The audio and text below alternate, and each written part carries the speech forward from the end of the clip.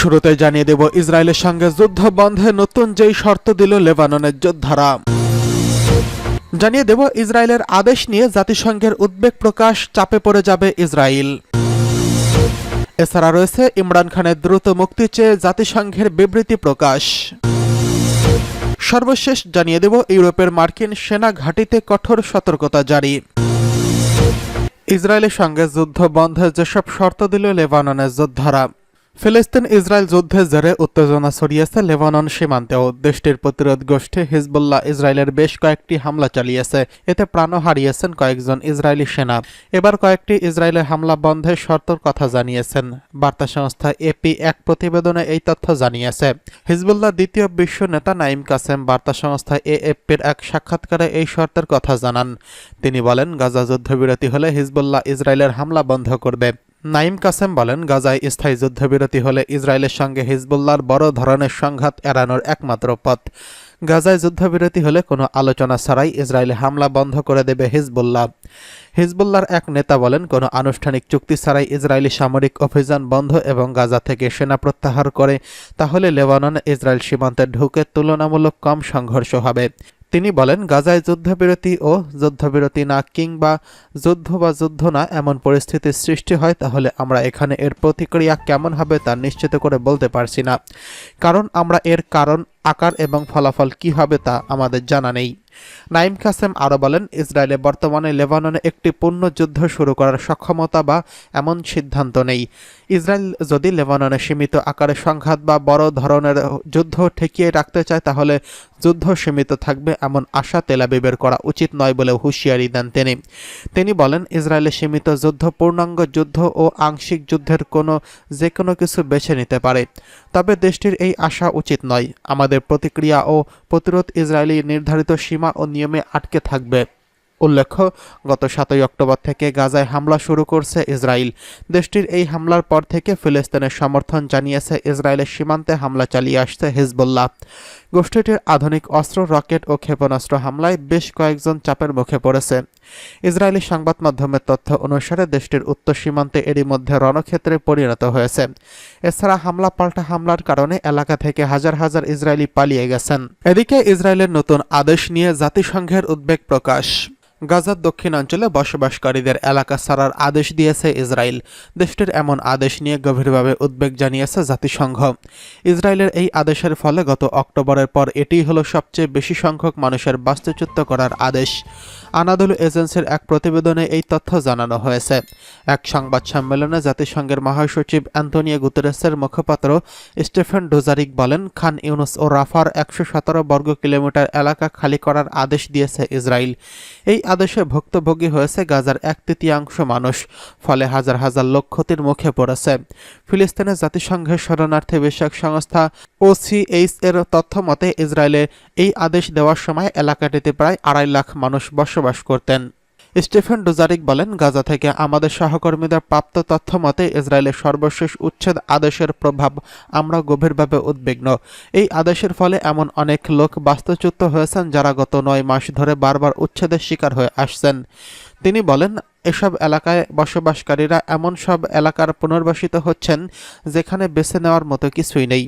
এই নতুন আদেশকে আওতাভুক্ত এলাকায় 90টিরও বেশি স্কুলে রয়েছে। এসব স্কুলে বেশিরভাগে বাস্তুচ্যুত লোকেরা বসবাস করছেন।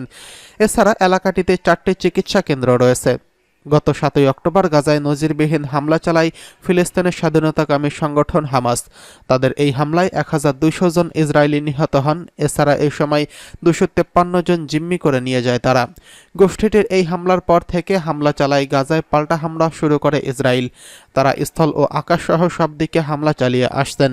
এর ফলে ধ্বংসস্তূপে পরিণত হয়েছে গাজা উপত্যকা, আর সেখানে বাসিন্দারা সবাই উদাস্ত হয়ে গেছেন। ফিলিস্তিনের স্বাস্থ্য বিভাগ জানিয়েছে ইসরায়েলের এই হামলায় 27,925 জন নিহত হয়েছেন। এছাড়া 9 মাস ধরে চলা হামলায় 87,000-এরও বেশি মানুষ আহত হয়েছেন। এদিকে ইমরান খানের দ্রুত মুক্তি চাইল জাতিসংঘ। পাকিস্তানের মন্ত্রী বললেন, এটা অভ্যন্তরীণ বিষয়। জাতিসংঘের একটি মানবাধিকার গ্রুপ পাকিস্তানের সাবেক প্রধানমন্ত্রী ও পিটিআই নেতা ইমরান খানের দ্রুত মুক্তির দাবি করেছেন। জেনেভা ভিত্তিক এই সংগঠনটি সোমবার ইমরান খানের বিরুদ্ধে থাকা মামলাটি পর্যালোচনা করার দাবি জানিয়েছেন।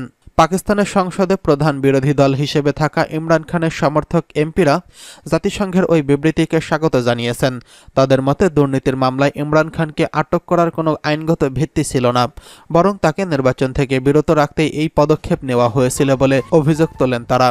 বিবৃতিতে আরও বলা হয়, ইমরান খানকে তার মত প্রকাশের স্বাধীনতার অধিকার প্রয়োগের জন্য আটক করা হয়েছিল এবং ন্যায্য বিচার থেকে বঞ্চিত হয়েছেন তিনি।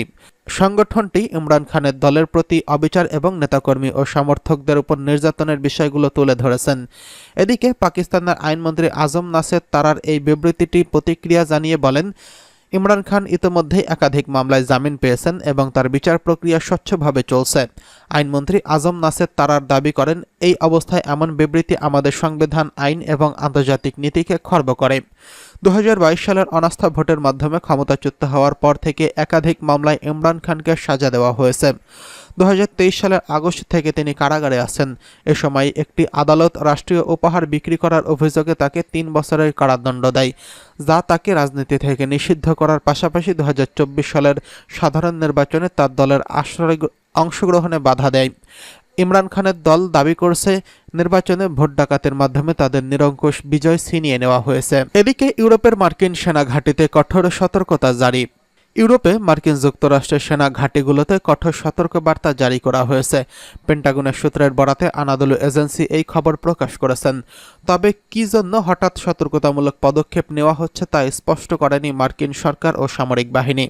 পেন্টাগনের মুখপাত্র সাবরিনা সিং সাংবাদিকদের বলেন, আমি গোয়েন্দার বিষয় নিয়ে কথা বলবো না, তবে এটি ইউরোপীয় থিয়েটারে অবস্থানরত সদস্যদের সুরক্ষা এবং নিরাপত্তাকে সম্ভাব্যভাবে প্রভাবিত করতে পারে।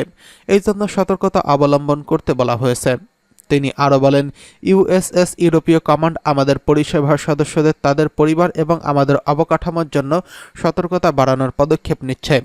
সেখানে অবস্থানরত কমান্ডারদের বিবেচনার ভিত্তিতেই এই পদক্ষেপ নেওয়া হয়েছে বলে অভিযোগ তোলেন তারা। ইউরো কাপ এবং অলিম্পিক গেমসের সঙ্গে এর কোনো সম্পর্ক আছে কিনা জানতে চাইলে তিনি বলেন, ইউরোপে সংগঠিত বড় ইভেন্ট এগুলো, যা অবশ্যই একটি কারণ, তবে এটি অনেক কারণের মধ্যে একটি। এর আগে জুনের শেষ দিকে খবর আসে, এশিয়া ও ইউরোপের বিভিন্ন স্থানে মাঝারি ও স্বল্প পাল্লার ক্ষেপণাস্ত্র মোতায়েন করেছে যুক্তরাষ্ট্র। দেশটির এমন কর্মকাণ্ডের জবাবে পাল্টা ক্ষেপণাস্ত্র তৈরির কথা জানিয়েছে রাশিয়া। প্রেসিডেন্ট ভ্লাদিমির পুতিনের এমন বক্তব্যের পর বিশ্বে ক্ষেপণাস্ত্র হুমকি সীমিতকরণের যেই আনুষ্ঠানিক চুক্তি ছিল তা কার্যকর থাকার শেষ সম্ভাবনাও শেষ হতে যাচ্ছে।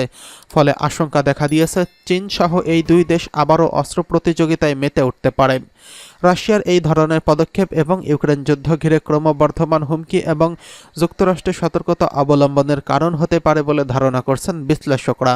পেন্টাগনের মুখপাত্র সাবরিনা সিং সাংবাদিকদের আরও বলেন, আমি গোয়েন্দা বিষয় নিয়ে কথা বলবো না, তবে এটি ইউরোপীয় থিয়েটারে অবস্থানরত সদস্যদের সুরক্ষা এবং নিরাপত্তাকে সম্ভাব্যভাবে প্রভাবিত করতে পারে। এই জন্য সতর্কতা অবলম্বন করতে বলা হয়েছে। তিনি আরও বলেন, ইউরোপীয় কমান্ড আমাদের পরিষেবার সদস্যদের এবং তাদের পরিবার ও আমাদের অবকাঠামোর জন্য সতর্কতা বাড়ানোর পদক্ষেপ নিচ্ছে।